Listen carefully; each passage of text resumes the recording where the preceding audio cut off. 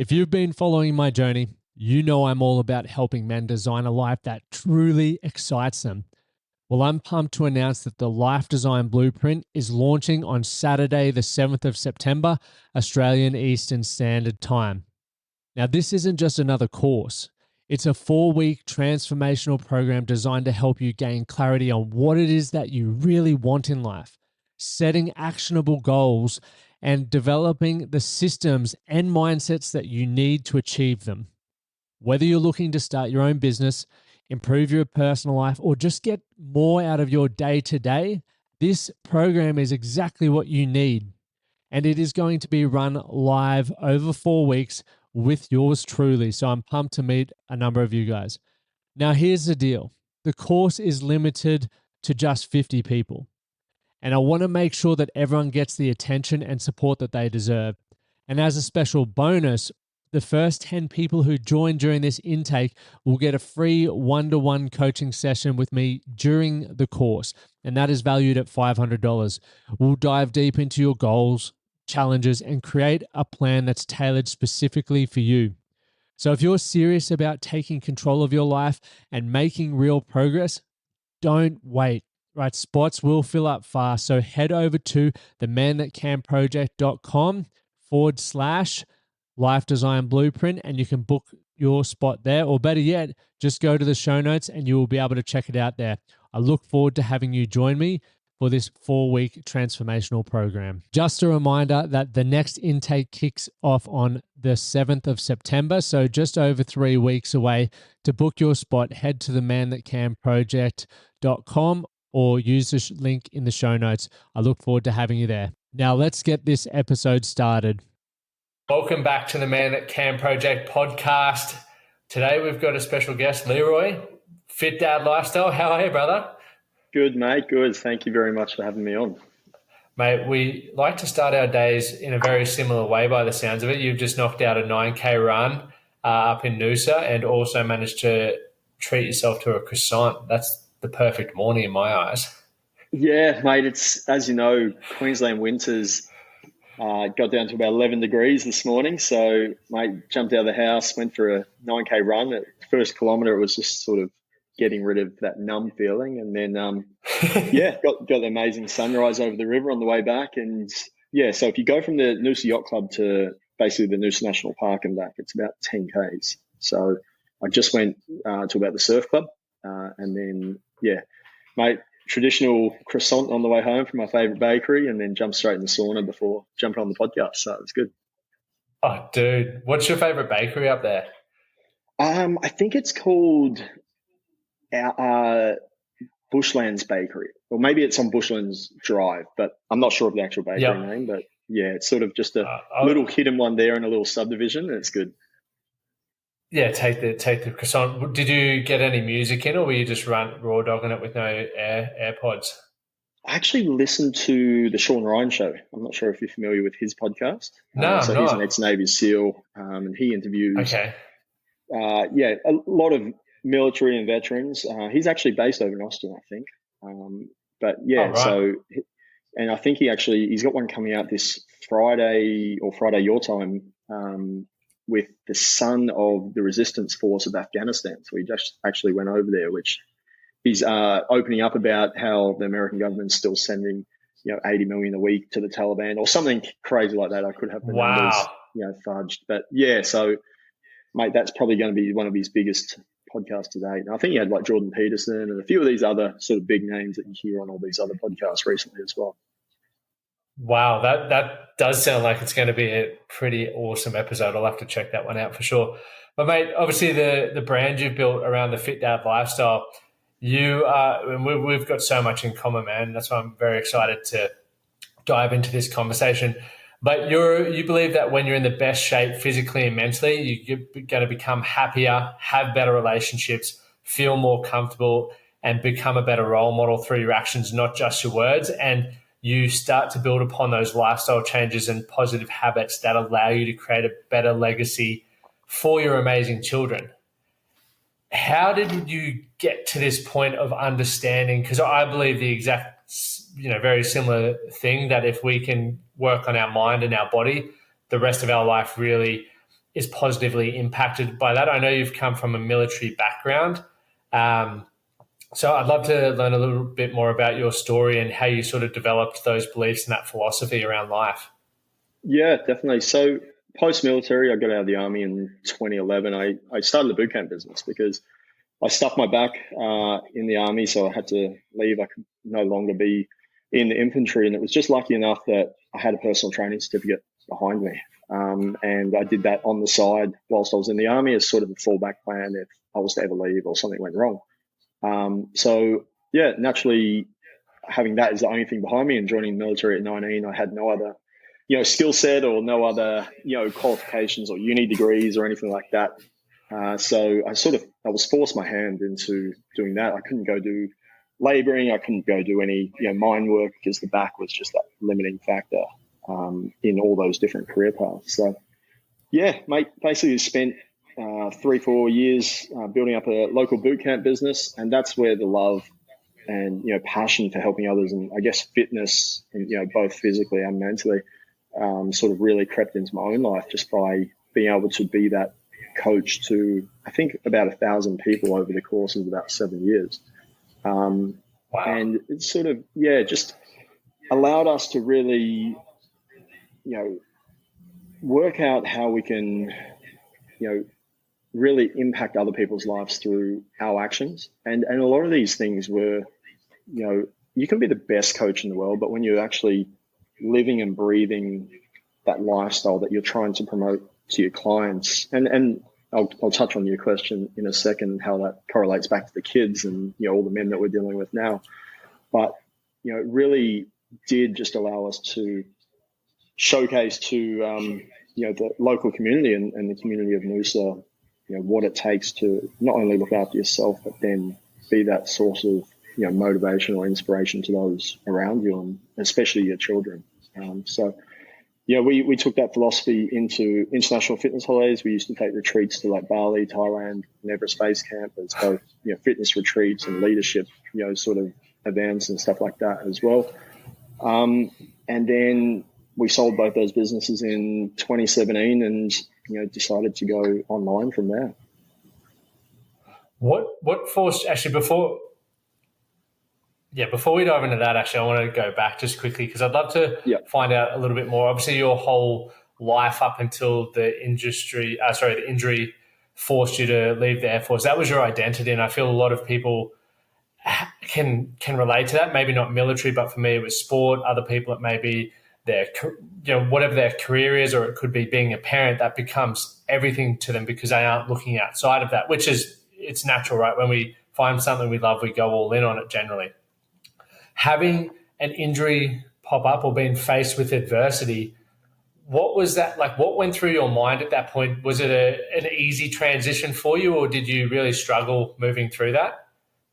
Yeah, I definitely struggled with that injury. So I pretty much very similar to you and probably very similar to a lot of males out there. I grew up with the intentions to play professional sport. That was my only goal in life. I didn't want to go to uni. I didn't want to do a trade. I want to be an AFL player. I grew up in country Victoria, and I actually got invited to Geelong for a rookie spot.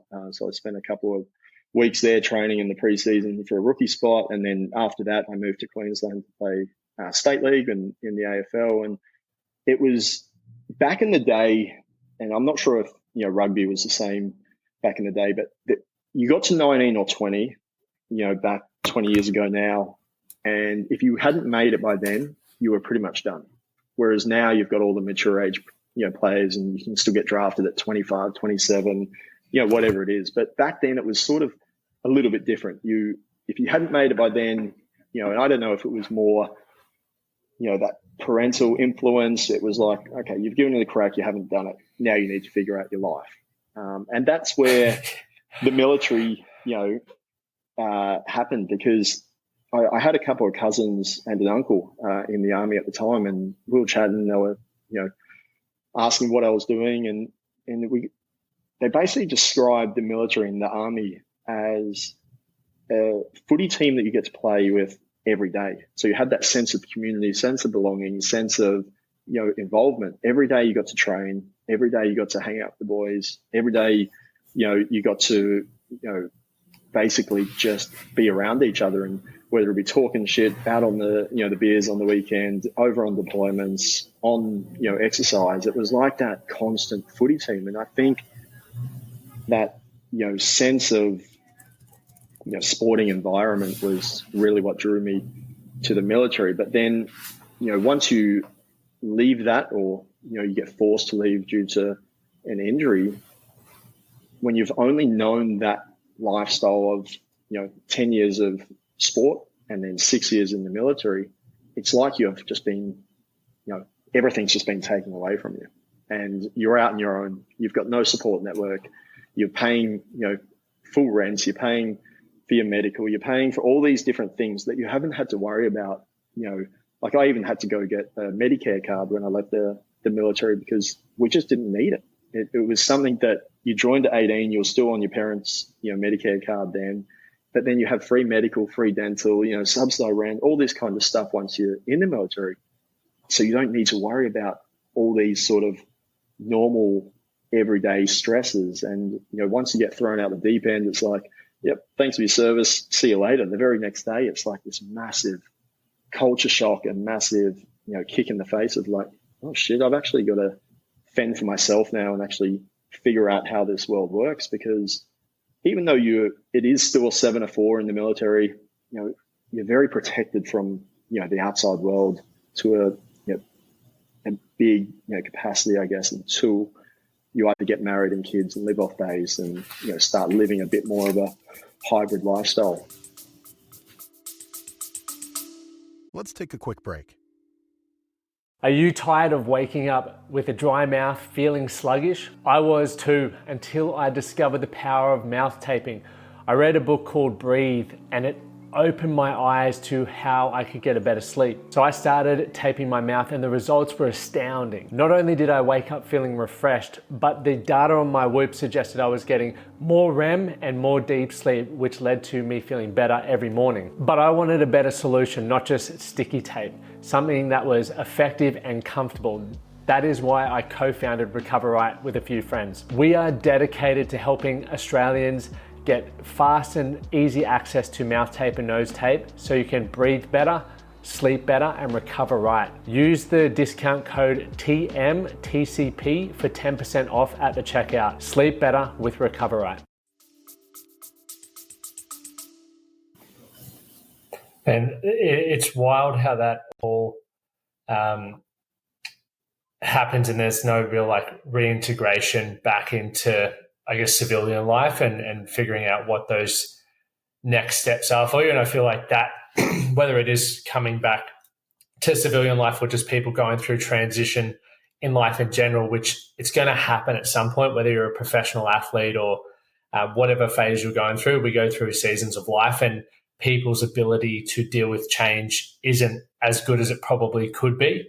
So learning how we can improve that or strategies around that can really help. And is that, so obviously, as you mentioned earlier, that's where fitness sort of came in, and it became a pillar for you that you could sort of lean on while you were building out those next steps.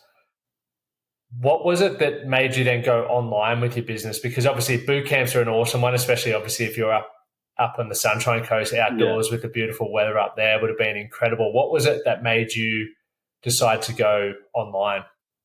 Yeah, so I went overseas and did a bit of contracting. So I was doing 8 weeks on, 4 weeks off in the Middle East, and we had quite a bit of downtime. So you'd only have 1 or 2 jobs a day. You'd be hitting the gym all the time. And having come out of those businesses that I had a non-compete, so I couldn't actually start up anything, physically back, in town when I was back. But there was nothing stopping me from doing stuff online. So we were basically living a lifestyle of, I'd go away, work for 8 weeks, and on the 4-week break, we'd go to Thailand, we'd go to Bali, we'd go to, wherever it is, and just spend, 4 weeks as a family before I shoot off again. And when we were over there, we just kept filming just random workouts with the family. At the time, we had 2 kids that were 1 and 3. So it was, pretty easy to do the style workouts that we were doing, and where, I guess, the Fit Dad stuff started. And we just posted a few online, and because we had a lot of our old clients who became, close friends on the social media, they were like, can you write me up a program? Can you, share what you're doing over in Bali? Can you share, something I can do with my kids at home because I'm not training at the business anymore that you sold? And we ended up just making a small group, and we're just posting random videos in there. And then people started adding, their friends and friends of friends, and it just kept naturally growing. And, I think that group now has got about 6,000 dads in it from around the world. And it's just constantly just trying to motivate, educate, and encourage based upon all the skill set that, we've had in the past, I guess. And so it was sort of never a real plan to go online. Actually, here's a funny story. When I was in Afghan, I developed an ebook. So it was like, I think it was Fit That Blueprint or something like that. I literally spent 4 months building this ebook. I had professional photo shoot done. I spent, months and months, collating everything of my knowledge and then everything I could study and putting into this 150-page ebook, thinking, this is probably the time of when like the K-Leaf Signs ebooks and all those sort of, were really popping out there. So I'm thinking, shit, I've just made this ebook. It's the greatest thing, in my opinion. I'm going to sell millions of copies. And mate, I think I sold 2 copies in the first 2 months. And it was just demoralizing. I nearly walked away from fitness in general after that, because I was like, I just poured my, heart and soul into this thing that I know is going to change lives, and no one wants to buy it. And it was like, I've got this big group of 1,000 people, and, I built this for you. Like, why is no one buying? And it was just a soul crushing, moment, because, as we all do it, we always believe our stuff is the greatest at the time. And the best. Yeah, mate. And it was like just a massive kick to the face. I thought I was going to be a millionaire overnight, selling 100,000 copies and, having the greatest online package known to man. So. But mate, the main thing is you had a dig. What did you learn from that experience of obviously launching an ebook? Because I know for a fact there are a lot of people, blokes that listen to this podcast who would love to create an ebook or work online, but they just don't do anything about it. So obviously you took that first risk, and it didn't pay off maybe to become an overnight millionaire. But what did you learn from that process? Mate, I think probably the biggest takeaway is to, not get your expectations, so high, and also not spend 4 months building something in the darkness before you put it to the public without testing maybe a 10-pager, a little teaser one, or actually sending it to a few people and asking for feedback, or allowing them to, do it for a few months. Like, I did it under the secrecy and then just come out and launch this thing thinking that it would be the greatest thing in the world. And, I didn't have marketing. I just thought that all the friends, family, followers, which weren't many at the time, would just all jump on board and, support it. And how wrong I could be, just, giving it a crack and just falling flat in the face, basically. What was it that made you continue going? I think before even going into that question, I've learned very similar lessons to you. I was always like, this is going to be the best product. This is what I would have wanted. And you're like, everyone else must want that. And then you put it out and it's a complete flop.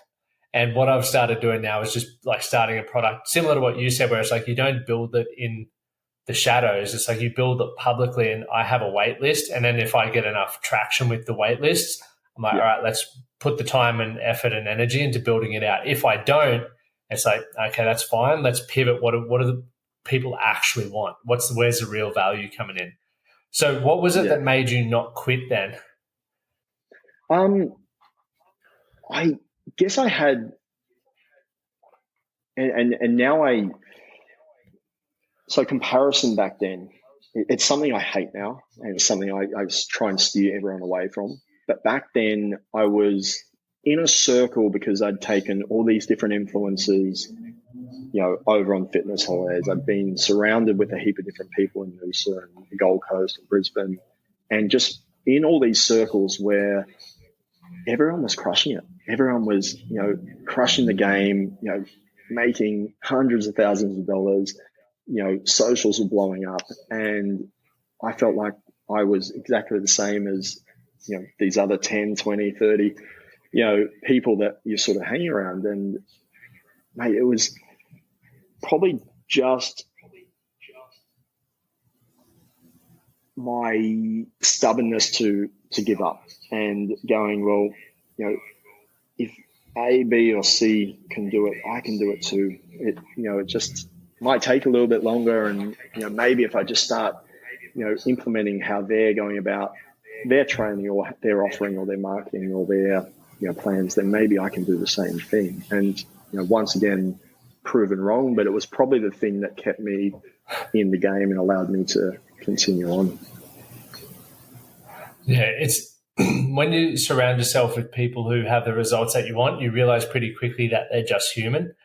There's generally not any thing usually that makes them stand above and beyond what you do. It's generally their habits or stroke of luck or so many other things. So I've experienced that similar feeling to you, where it's like, oh, if they can do it, I can definitely do it. And that's what's pulled me along over the years, as well as I'm always trying to learn these little things but remain consistent in what they tell me they do to improve. And obviously over time as well, you really work out what does work well for you and what doesn't work well. It's like when you're building a business, you've got your lag and your lead metrics, like the things that you do now that can almost determine an outcome. And the more experienced you are, the longer you've been in business, those lead indicators are a bit more fixed. And then obviously the lag indicators are the delayed ones are this result happened because of these actions. Now that I have that can become a lead indicator potentially or something like that. But so diving back in, obviously for you, when it's looking at coming out of military, you've launched this ebook. What then happened next after that failed ebook? You're surrounding yourself with people running retreats. What direction did the business go in? Yeah, so I stopped the contracting side of stuff when COVID happened. Obviously, the whole world shut down and I wasn't doing quarantines and all that kind of stuff. And naturally coming back, we had a bit of money behind us because we saved. It was quite, it was good pay whilst we were over there. But, I couldn't go back to personal training because there was no gyms. I couldn't, do anything. So online was it forced my hand to actually, go deep. So I remember, during the COVID, I had like Zoom Fit 30. And I know that because it's still my username on one of my PayPal accounts. And I was literally doing 3 30-minute Zoom, fitness sessions every day for all my old clients, any other, their friends, family, anyone that was stuck in hotels.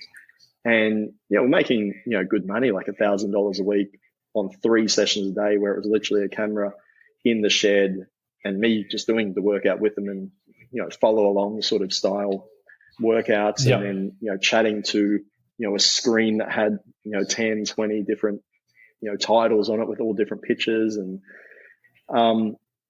sort of that proved to me that, as with every other personal trainer in the world who also went online at the same time, that there is money here. And if you actually, slowly build that audience and, do it with a real purpose and not just do it for a quick cash grab, there is opportunities to, change people through, online. And that sort of got us through that COVID period. And then out of that, grew the Fit Dad lifestyle as well. So the original ebook, even though it was targeted towards dads, it was just under my own personal name because I thought I was the next great success under my own personal banner rather than a company. So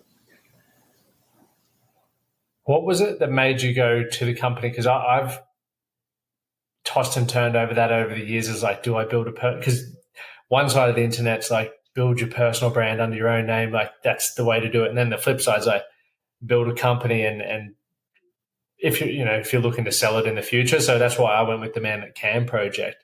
But then there's still parts of me where I'm like, oh, maybe I could have just stayed as Lachlan Stuart. That would have been so much easier for all the other crap going on in my life. But there is pros and cons. So what was it that made you sort of lean into the Fit Dad lifestyle?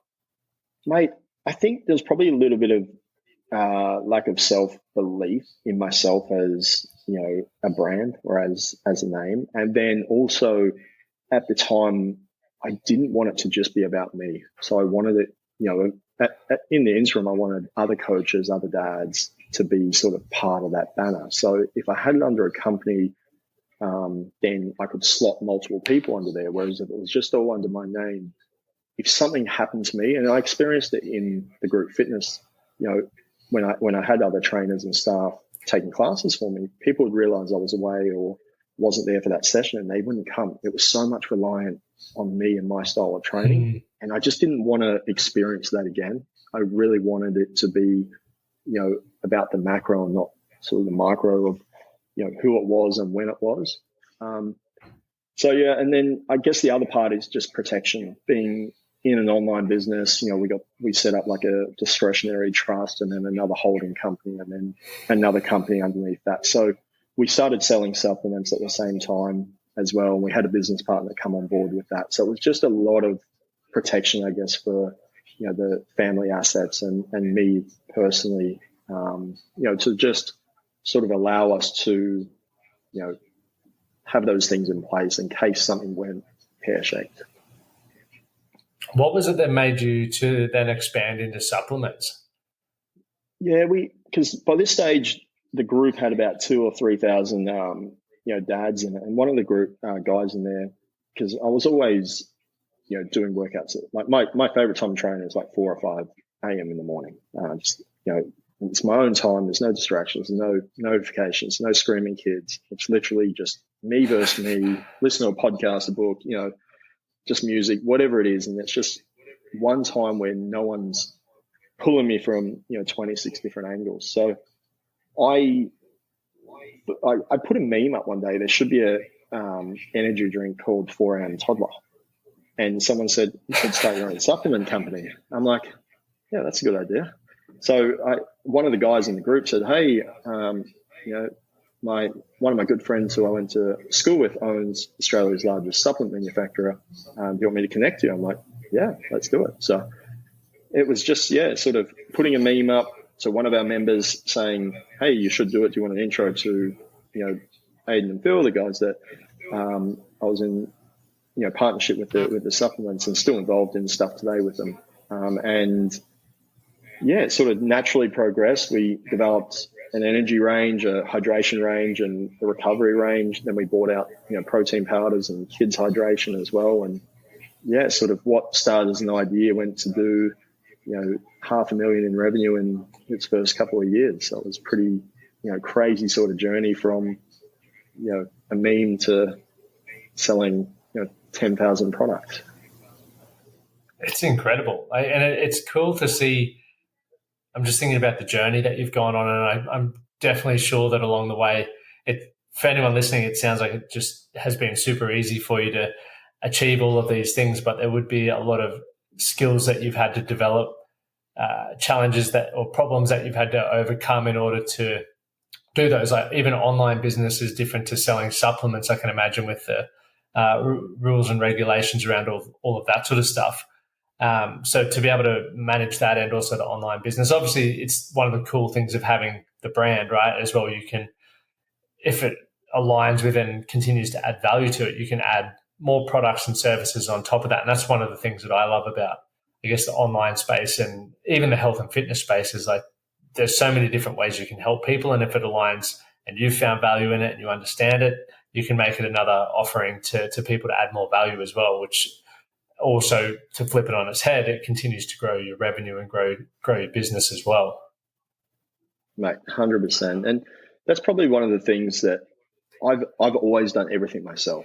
So whether it be editing podcasts, whether it be the website, I've had, if I need a logo made, I'll hire, a graphic designer, but literally everything to do with the business from when I got out of the army has been a one-man band. And I'm not a master in anything, but I guess I am a jack of all trades. Like I know the back end of, Shopify, I know the back end of Facebook, I know the back end of, Facebook ads, Google ads, Instagram, Spotify, all the different stuff. And I know enough that I can get stuff done. And when I need to get over that hurdle or that, speed hump that I might come across, it's as simple as just going to YouTube. And there is literally, and even now with ChatGPT, it's even easier. But back in the day, it was the university of YouTube. If I didn't know something, it was a 10-minute tutorial to figure it out. I didn't need to go to uni and study, website design or study, marketing. It was just sort of trial and error. All right, that didn't work. Let's try it this way. Yep, that worked. All right, let's keep moving forward. Hit the next speed hump. All right, don't know the answer to that. Yep, watch this YouTube tutorial. Yep, got the answer. Keep moving on. And even today, like, I'm in a position now where we're going through a complete rebrand and a complete overhaul, and I'm actually outsourcing and paying people to do it properly. Finally, I've got to the stage where I'm losing a bit of, or, gaining a bit of trust in other people and not, realizing that it doesn't all have to be on my shoulders. And, but I wouldn't trade what I've done in the past, because now I can actually have conversations with these professionals and understand what they're talking about, and understand if they're talking about something in the back end of Meta, or talking about something on the back end of Shopify, or a bit of coding, or a bit of, their reasoning behind this type of branding versus something else. I actually understand it. And it's not like I'm just going in blindfolded and just, accepting what they say and paying what they are. I can actually push back and answer a few questions with question to sort of get to that result that I want to move to. It's such a cool way of looking at it, because there's two sort of camps with that. There's a camp of people who are always getting ready to get ready, and they feel like they need to know everything about marketing, the most incredible business plan before they even do anything. And as we've all found out through doing it, it's like you can have the best plan possible, but shit doesn't generally go to plan. So the best way is to just start. Like, you'll figure out and be faced with the problems that you need to solve as you go. And as you said, YouTube, like, the best subscription I have is YouTube Premium. It's like, mate, just I'm exactly watch the stuff. same. It's epic. Like, even when you go for a run, you just have it on in your pocket and always learning about different things. And there is so much value in there to be able to build the things that you want. And as you said, now with ChatGPT, it's just like everything is just so quick. And I think it's such an exciting time for people to start taking more control over their finances and their lifestyle by building out something similar to what both you and I have done. It's I guess a problem in our life, for you is leaning on health and fitness. For me, it was leaning on health and fitness to improve my mental health, and then recognizing that we're not alone in this, and starting to share and document the journey, and then provide potential solutions for that, and building community. And that just continues to evolve, right? Like, that's sort of how you landed on the Fit Dad. So how did you, I guess, pinpoint that you wanted to work with Dad specifically? It was sort of a natural progression based upon just my love of just training with the kids. So predominantly in the group fitness world, and it's pretty common in all, like, the F45s or fit stops or all these kind of things now, it's about 80% female. So for the first 6-7 years of my personal training or group fitness journey, it was actually, predominantly females. And that was just because, guys, and I'm exactly the same. I knew it all. I would rather go to the gym or go hit a boxing bag than go listen to a personal trainer with 20 other girls on a beach and do, burpees and do push-ups and, use a torsion bar for 45 minutes. And, that was sort of my mentality. I'm like, I understood exactly why we didn't have more guys, down there. That was, because they're busy. They know it all. They've got everything sorted out. They're either playing footy or, move there. But, my love for fitness didn't stop once we sold the companies, and obviously working overseas, where could train twice a day. Coming back to the holidays, we'd always want to maintain that fitness. To just obviously keep on top of our own health and wellness. And I didn't realize that I was going to go in the direction of training with dads, but our children grew up in the fitness space. They would always be coming to the group fitness sessions. If we run a Bali or Thailand retreat, we'd take them with us. They'd be standing on the beach or coming on, different adventures. And they were just always embedded into it. And it got to a stage where me and my wife would just be doing a training session, and one of the kids would come up and just start imitating, a push-up, or that maybe they were sleeping or a bit whiny, but we still wanted to train, so we'd just hold them and do some squats, or hold them and do some crunches, or to make them smile and sort of change that emotional state that they might have been in, throw them up in the air, and then they were starting to laugh, so we added a squat into it. And it was just all these different little progressions that to us were just having fun. It was never doing it with the idea of like, hey, we could train with our kids and turn this into a lucrative, sort of lifestyle business on the side. It was sort of just naturally progressive, filming it because we're like, oh, this is cool. Our kids are training with us, and posting it on our personal Facebook page. But then, multiple people at the time, just friends and family, reaching out, hey, can you do a program for me and my kid? And it was just sort of, it was like a natural progression. It was sort of, it wasn't planned. But then at the time, and even still now, even though my kids are a lot older, it's still such a passion because, I'm a really big believer in, practicing what I preach.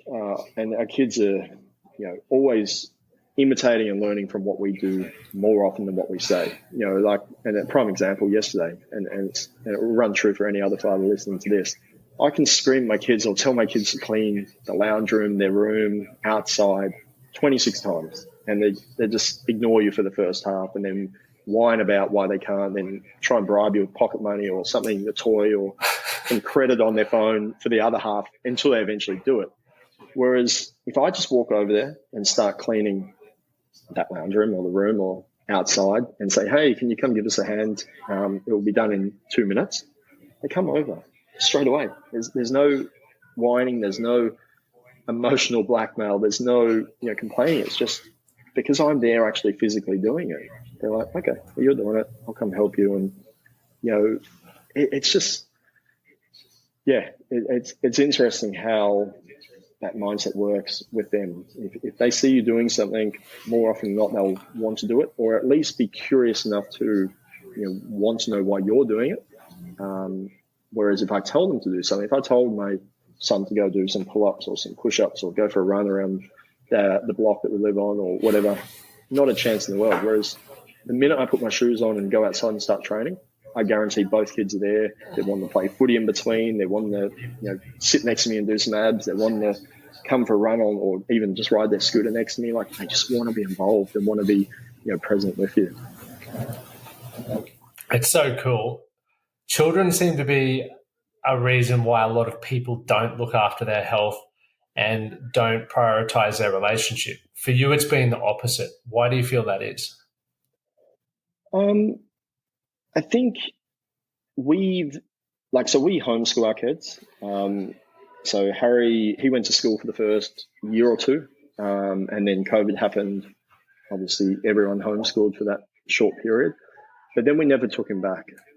So we're very fortunate that our kids are with us 24/7, unless I'm working overseas or traveling or whatever. So we're basically in that family dynamic. So for us, it's just second nature. It's what we've always done. For other people, I think they convince themselves out of that 168 hours in a week that they don't have time. And I think that's the biggest thing that I find with other dads and even mums or people in general.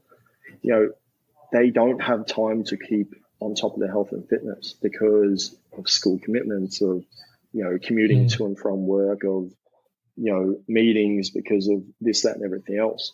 But every person that says that to me over the years, I challenge them right then and there to send me a screenshot of their screen time app on their phone. And I'm like, you've got no time to train, do you? No, I cannot literally do 15 minutes a day. I'm like, that's all I need to do, just 15 minutes a day at minimum, like bare minimum. If you can just do that, we can work on everything else. They send me the screen time app. It's literally 7 hours on social media in the last couple of days. And it's, Netflix and it's YouTube and it's this, that, and everything else. And I go to them, I said, what's your job? Oh, I'm a chippy. I'm work in the mines. So you don't need to be on social media 7 hours. It's not like your career. You're not social media marketing or run an online business in your phones. No. I'm like, well, there's 7 hours that we've just now got straight away. And then, we've got the YouTube here, and then we've got, game here, and you've got sports bet here, and you've got this, that. I'm like, I just found you 10 to 15 hours, and you can't give me, an hour and a half over the course of a whole week at absolute minimum. And like the puppy dog face they give you straight away on like a Zoom or on a FaceTime, it's like, fuck, I've just fucking been bullshitting, not only to you, but to myself, because I'm prioritizing all these things that don't actually move me closer to my goals, dreams, and aspirations. And, in turn, like I can guarantee that kids are also sitting on an iPad on the couch because they're seeing dad just lay on the couch or sit on the bed on his phone or on the shitter or, wherever it is. Like, it's just the natural flowing effect. And the only way to break that curse and break that, negativity passing on our kids is to do it ourselves. But first of all, we've got to match our, priorities with our goals and make sure that calendar actually matches up with everything. Because until that stage happens, or until you convince yourself that it can happen, it's just passing on all these bad habits and all this sort of negativity down the line that eventually will, transcend into generations to come. You did a post a while back, and it was 10 tips for dads, and number 9 was goal setting is a must. Why do you feel goal setting is so important? Probably just to continue on from what we're talking about there. Yeah, I think if you haven't got anything to work towards, you can find yourself very easy to fall into a rut. If you haven't got, and that goal doesn't necessarily need to be, one of the big things I preach is just be 1% better than yesterday. That's all you need to do. Like, if you can beat yesterday, you will never lose. There is no possible way you can lose if you continually beat yesterday. So it could be, you might be starting out after 5 years of ill health and run 100 meters. Like, next week it might be, or tomorrow it might be 110. Like, you don't need to change 5 years of bad habits overnight. And if you haven't got goals to work towards, then, you just find yourself when the going gets tough, and you might be over here when it's winter. So typically in summer it's 4:30, we're out running, all well and good. But now we're out running, it's 11 degrees, it's dark till 6 a.m. or 6:30, and these are the days and times where everyone falls off the bandwagon because they've got nothing to push them or motivate them or encourage them to keep moving forward. And if you're not hitting those milestones, and those milestones don't need to be much. Like, you might plan to run 5Ks by the end of the year. Like, your milestone after month 2 could be 1,500 meters or 3,500 meters. Like, it doesn't need to be much, but at least if you've got a target to hit, then it's going to keep you on the track. And when you do get too cold or do get injured or do get overwhelmed, it's easy to go back and, well, this is my purpose. This is why I'm actually going down this route. This is why I'm doing, this task. There is a bigger meaning to do it. It could be a charity fun run. It could be, something with your best friend and you don't want to let him down. It could be, something for your kids. It could be, color run with your family. And, one of the things that I've, probably changed a lot of my mindset on in the past, I would say probably recently. So it was only about 4 years ago. I was always training because I wanted to look good on the socials. Like, I wanted to be that next influencer. I wanted to be that next, whatever, it is online, because I thought in my head that that's what people wanted and that's how I would make money if I looked good and, sold myself. But there was one day, and I'll tell you the story. So we're at the snow park over in Queenstown, and we were tobogganing with the kids. It was like an hour pass, and it was this 50-meter incline. Our kids were, too young to. Well, I think they walked the first lap, and then after that, their legs are about to fall off and they're broken. So it was like chuck them on the toboggan, drag them up, push them back down, and it was like literally rinse and repeat for an hour. There was another family, so there was just us, me and another family in this hour pass. A guy probably 5 years older, a couple of kids about the same age. Literally, they got 15 minutes in. He couldn't pull his kids anymore. He was about 30 to 40 kilos overweight. It was freezing cold. You're in all the snow gear and all that kind of stuff. And he actually looked like he was about a kilo over and, have a heart attack. And his kids are screaming, "Dad, just one more time, Dad, just one more time." And he just physically couldn't do it. And their kids were at the same sort of age where it was too much for them to walk up and navigate the push down by themselves. We finished the hour of that, toboggan, went into the cafeteria to get a drink and the feed before we, drove back down to Queenstown. And here they are eating, deep fried everything, pies, sausage rolls, chips, every one of them, even including the kids, have got Cokes and soft drinks and whatever else. And I think that was my biggest realization. Like, you're not training for yourself anymore. Like, you've got to, look after yourself both physically and mentally. But I'm training so I never have to say no to my kids. I'm training so my kids never have to experience what those kids did that day. They're just innocent kids who want to, probably travel halfway across the world to, come here and have all these different experiences. And because of the dad's ill health and, his physical inability, these kids need to miss out. I never want my kids to have to miss out. And that was probably the realization that, I train for fatherhood now. I don't train for, myself to look good in front of the camera for hundreds of thousands of people. It's a great realization to have. And I think that's one of the cool things about goal setting, but also long-term thinking. A lot of people wake up at a certain period in their life and they either are in a terrible relationship, they're in a body that they're not proud of and lack energy, or they just don't have the finances. And by then it's not too late, but they're in a position that they don't want to be in. And had they thought about that earlier, which most people have access to now with the internet and everything like that, it's like, if I see myself in 10 years' time knowing that I'll have children and knowing that I want to be a present parent, what does that mean for my finances? What does my business need to look like? What do I need to be doing now so that I have developed the habits and not just going to go from working 80-hour weeks to all of a sudden working 20-hour weeks, because we all know that doesn't happen. And you start building those habits, routines, and developing those skills as you go. And the thing that really upsets me is people don't think about that. They're just like, and there's some people have the choice and other people are just trying to survive. And so I understand that. And that's why, for me now, circling back around to what we said before, what you and I have both created with online business or even just working for yourself, you have a lot more control over your finances. And a lot of people at the moment are just trying to create or generate income so that they can have a bit more freedom in their life to then start thinking about, hey, how can I improve my relationship, or how can I spend more time with their kids? There was number 6 on the 10 tips for dads was plan, prepare, execute. And I think that's what we sort of tie into. When you think about planning, preparing, and executing, what does that look like for you in the things that you do in your life?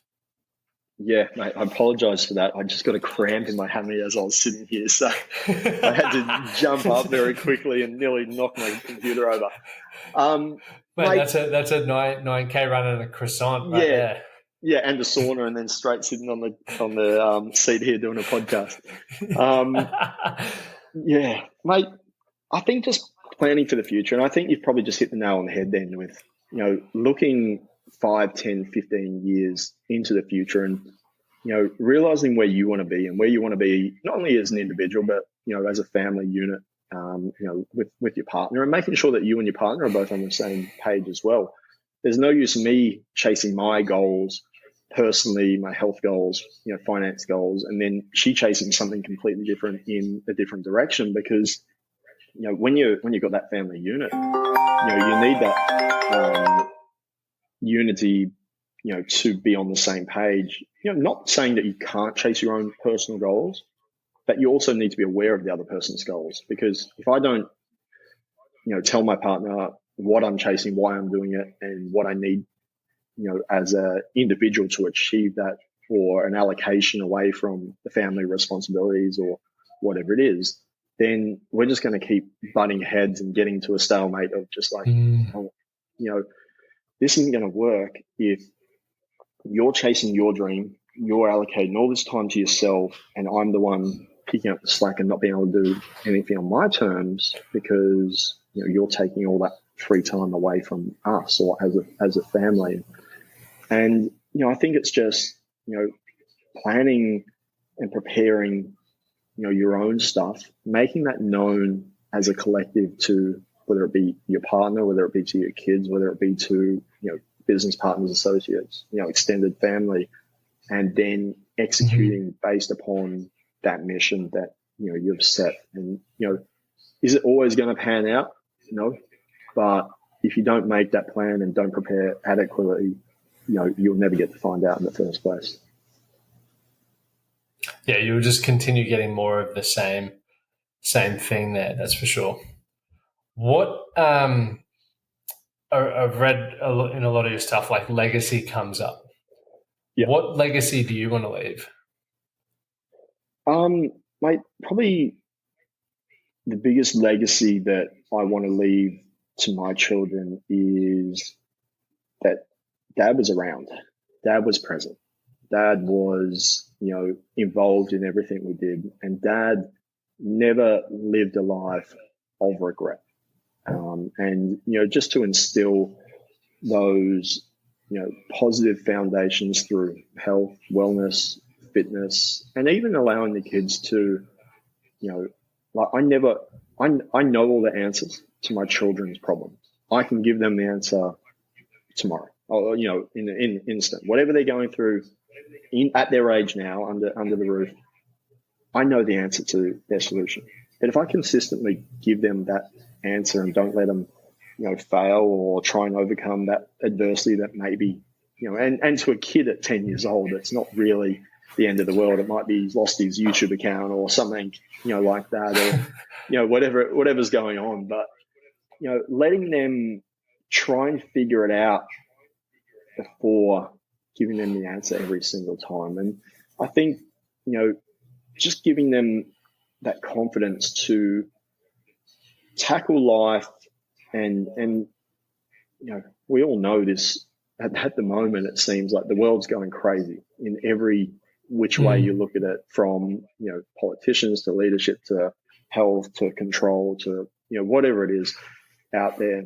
And I want to give my kids, and I think one of the biggest keys of my legacy is to give them the ability to tackle whatever a world may look like in 10, 15 years once they, get into adulthood with the confidence and the capability to hit that front on and not get to the 18 years old and being sheltered through their parents, sheltered through the schooling system, sheltered through life, and then get there and go, shit, what do I do? Or how do I do this? Or why do I do it? And how do I avoid falling down that, pit of depression, anxiety, fear, and getting sucked into everything that everyone else wants you to believe, and not actually having a voice and having the capability to tackle those problems or overcome those obstacles, yourself.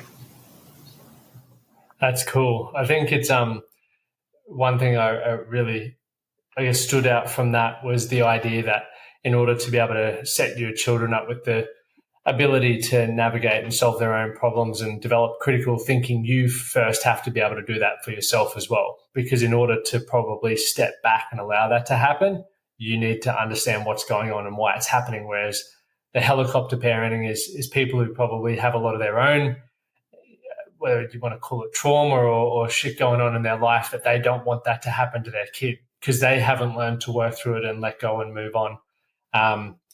And once again, that's different for everyone in saying that, but the idea of allowing people to fail and make mistakes is such an important skill to develop. Yeah, mate, definitely. It's one of those things that if we continuously give our kids the answers or the solutions or the finances or the help, and you see it, and I don't want to stereotype anyone, but you see it like with high profile or high commercial business owners who are sending their kids to private school, and the kids never need for anything, they never want for anything, everything's given to them, everything's yes, everything's they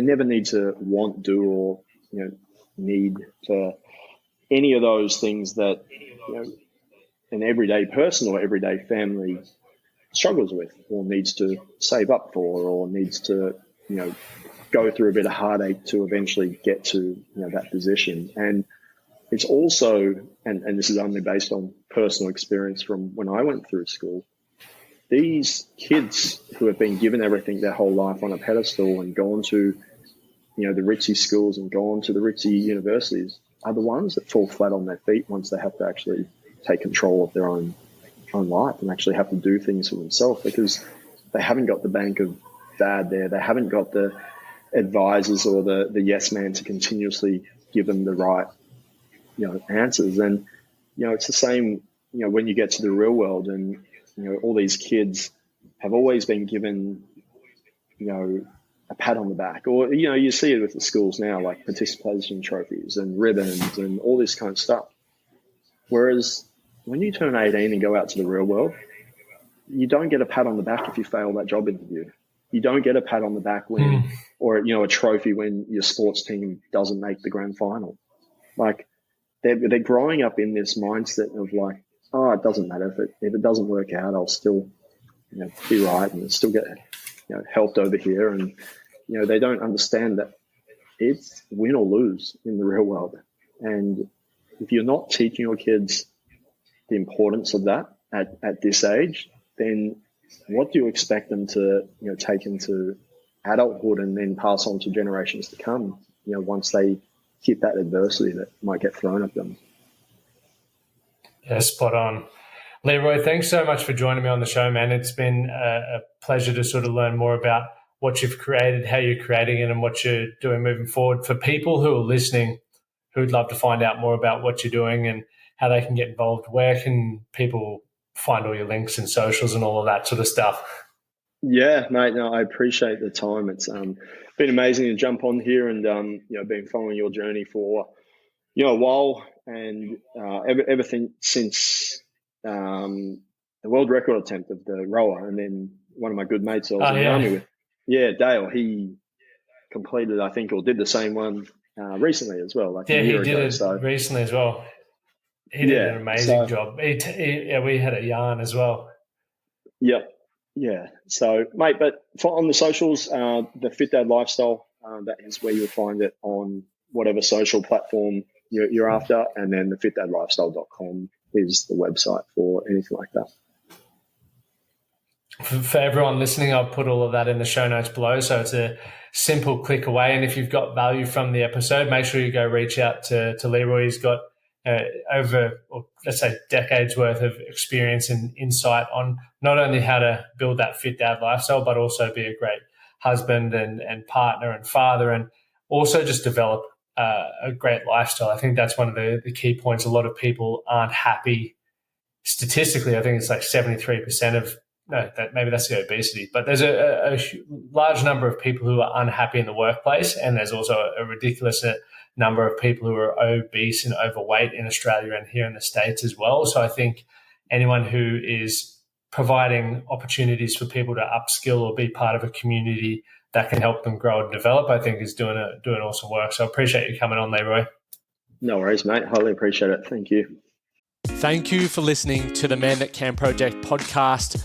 My name is Lachlan Stuart, and I hope you enjoyed this episode and found it helpful. If you did, please take a moment to rate and review the Man That Can Project on your favorite podcast platform. And don't forget to subscribe to stay up to date with our newest episodes. We'll see you again next time.